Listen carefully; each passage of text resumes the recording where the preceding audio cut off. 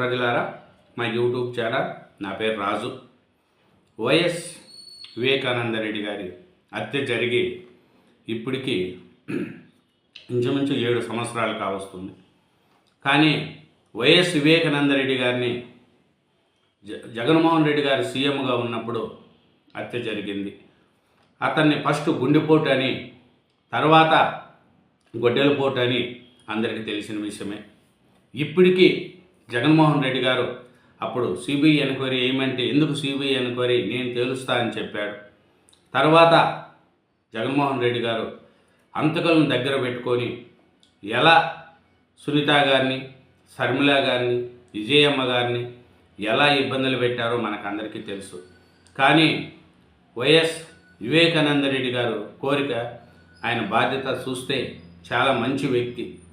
అట్లాంటి వివేకానంద రెడ్డి గారిని ఎవరు చంపారు ఏమనేది ఆంధ్ర రాష్ట్ర ప్రజలకు అందరికీ తెలిసినా దాన్ని ఇంతవరకు ఎవరి మీద సిబిఐ కోర్టులో చాలామంది మీద వచ్చాయి, చాలామందిని అరెస్ట్ చేశారు, వాళ్ళ మీద సిబిఐ ఎంక్వైరీ కూడా నడుస్తుంది. కానీ మొన్న వైఎస్ అవినాష్ రెడ్డి గారు ప్రెస్ మీట్ పెట్టి వైఎస్ వివేకానంద రెడ్డి గారిని కూతురు అల్లుడే చంపేశారు, చంపి గుండెపోటు అని వాళ్ళే చెప్పారు అని మన అవినాష్ రెడ్డి గారు చెప్తూ ఉంటే దాని మీద శర్మిల గారు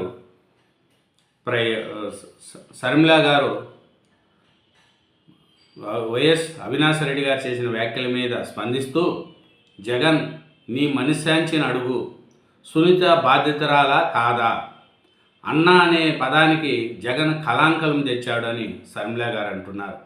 కడప ఎంపీ కేంద్రంగానే వివేక హత్య జరిగింది, అవినాష్కు కడప టికెట్ సరికాదన్నారు, వివేక తనకు ఎప్పుడైనా అడ్డంకేనని అవినాష్ ఆయన తండ్రికి అర్థమైంది, ఈ క్రమంలోనే దారిన హత్య జరిగింది, ఇవేమీ తెలియనట్లు అవినాష్ రెడ్డి నటన, సునీత భర్తే చేయించారనడం దారుణం, ఎవరు చంపారో జగన్కు తెలియదా, ఆయన లాంటి వ్యక్తులు అన్నగా ఉంటే శత్రువులు కూడా అవసరం లేదని వైఎస్ శర్మిల గారు ఫైర్ అవుతున్నారు. చూడండి, వైఎస్ వివేకానంద రెడ్డి గారిని అవినాష్ రెడ్డి ఆయన తండ్రే చంపారని, కడప ఎంపీ టికెట్కి అడ్డం వస్తున్నారని చెప్పి వైఎస్ వివేకానంద రెడ్డి గారిని చంపారని, వైఎస్ వివేకానంద రెడ్డి గారికి అల్లుడు అతను బామార్ది ఎప్పుడూ కూడా మామ లేకుండా ఒక తండ్రి లెక్క చూసుకునేవాడని, అట్లాంటి వివేకానంద రెడ్డి గారిని అల్లుడే చంపేశాడని నిందేస్తున్నారని, ఇట్లాంటి అన్న ఎవరికీ ఉండకూడదని అనేది కూడా వైఎస్ శర్మిల గారు చెప్తున్నారు. వివేక్ని ఎవరు చంపారన్న విషయం జగన్మోహన్ రెడ్డికి తెలియదా, అసలు ఇలాంటి అన్న ఉంటే శత్రువులు అవసరము, శత్రువులు అనవసరము, అన్న అనే పదానికి జగన్ కళంకము, గుండెపోటుతో వివేక చనిపోయారన్న వార్తలు సునీత పుట్టించిందా, జగన్ మీడియాలో పుట్టించిందా, వివేక హత్యలో అవినాష్ పాత్ర లేదా, సొంత మీడియా ఉందన్న అహంకారంతో ఏది మాట్లాడినా చెల్లుబాటు అవుతుందని భావిస్తున్నారు, పలుకుబడి ఉందన్న అహంకారంతో ఎన్నో నేరాలు చేసినా తప్పించుకోవచ్చని భావిస్తున్నారు, డబ్బుందన్న అహంకారంతో సోషల్ మీడియాలో సైతాన్ సైన్యంతో వ్యక్తిగత హసనానికి పాల్పడుతున్నారని శర్మిల గారు చెప్తున్నారు. ఏమిటంటే, జగన్ నీ మనశ్శాంతిని అడుగు, సునీత బాధ్యతరాలు కాదా అని కాంగ్రెస్ పార్టీ రాష్ట్ర అధ్యక్షురాలు వైఎస్ శర్మిల వైసీపీ అధినేత తన సోదరుడు జగన్ ఉద్దేశించి నిలదీశారు. కడప పార్లమెంటు సీటు కేంద్రంగా మాజీ మంత్రి తమ బాబాయ్ వైఎస్ వివేకానంద రెడ్డి హత్య జరిగిందని చెప్పారు. వివేక హత్యపై ప్రజలను గందరగోళానికి గురి చేయడమే జగన్ సిద్ధాంతంగా కనిపిస్తుంది.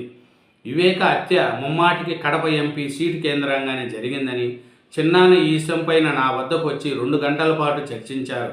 అవినాష్ రెడ్డికి కడప ఎంపీ సీటు కరెక్ట్ కాదని ఆయన గట్టిగా నమ్మారు. అదే విషయాన్ని జగన్తో పాటు అందరికీ చెప్పారు. అయినా జగన్ అవినాష్ రెడ్డికే టికెట్ ఇచ్చారని శర్మిల తెలిపారు. జగన్ మాటను గౌరవించి 2019 ఎన్నికల్లో అవినాష్ గెలుపు కోసం వివేక కృషి చేశారని చెప్పారు. అయితే వివేకానంద రెడ్డి తమకు ఎప్పటికైనా అడ్డంకేనని, అవినాష్ ఆయన తండ్రికి అర్థం కావడంతోనూ ఈ హత్య జరిగింది అన్నారు. ఇవేమీ తెలియనట్లు, నిజం కానట్లు ఇప్పుడు వివేక కుమార్తె సునీత భర్త హత్య చేయించాడంటూ అవినాష్ రెడ్డి మాట్లాడడం దారుణం. ఈ వ్యాఖ్యలు సునీత ఆమె భర్తపై నేపాన్ని నెట్టే ప్రయత్నాలు కనిపిస్తున్నాయి. సునీతకు ప్రాణహాని ఉందని తెలిసినా ధైర్యంగా పోరాటం చేస్తుంది. అన్నగా జగన్కు ఈసమత్తమైన కనిపించం లేదు. నీ మనశ్శాంతిని అడుగు, సునీత బాధ్యతరాల కాదా అని శర్మిల నిలదీశారు. శర్మిల గారు ఒకటే చెప్తున్నారు, మీరు న్యాయం చేయడానికి కూడా ముందుకు రావట్లేదు. మీ మనశ్శాంతి ఎలా ఒప్పుకుంటుంది? కాబట్టి మీ మనశ్శాంతిని ఒప్పుకోండి. వివేకానంద రెడ్డి గారిని చంపిన వాళ్ళకి మీకు తెలియదా? ఎవరు చంపారో నీకు తెలుసు కదా. కానీ సొంతం చిన్నాన్నను చంపుకున్న జగన్మోహన్ రెడ్డి గారు ఇలాంటి అన్న అనే పదానికే కళంకమని శర్మిల గారు జగన్మోహన్ రెడ్డి గారు ఉద్దేశించి చెప్తున్నారు. బాధ్యతల పక్షాన నిలబడకుండా నిందితుల పక్షాన నిలబడారంటే వైఎస్ రాజశేఖర రెడ్డి బతుకుంటే ఎంత బాధపడేవారో అందరికీ తెలుసు. మీరు న్యాయం చేయనందుకే చంద్రబాబును సునీత కలిసిందని ఆరోపిస్తున్నారు. మీరు న్యాయం చేయలేదు కాబట్టి చంద్రబాబును కలిసిందన్న విషయం తెలియదా? సిబిఐ విచారణ అడిగితే వేయలేదు కాబట్టే పోరాటం చేయాల్సి వచ్చింది. వివేక్ను ఎవరు చంపారనే విషయం జగన్మోహన్ రెడ్డికి తెలియదా? ఇలాంటి అన్న ఉంటే శత్రువులు అనవసరం అన్న పదానికే జగన్ కళంకం. సునీత పోరాటం చేస్తూ ఉంటే మీడియా ఉందని ఇష్టం వచ్చినట్లు మాట్లాడడం అన్యాయం. వివేకను సునీత భర్త రాజశేఖర రెడ్డి చంపారన్నట్లుగా మాట్లాడుతున్నారు. అయితే వివేకానంద రెడ్డి బామారదే రాజశేఖర రెడ్డి సునీత కంటే ఎక్కువగా వివేకను ఆయనే ప్రేమిస్తాడు. అత్యంత సన్నిహితుడుగా ఉండేవాడు. అటువంటి ఆయన్ని ఎందుకు చంపుతారు?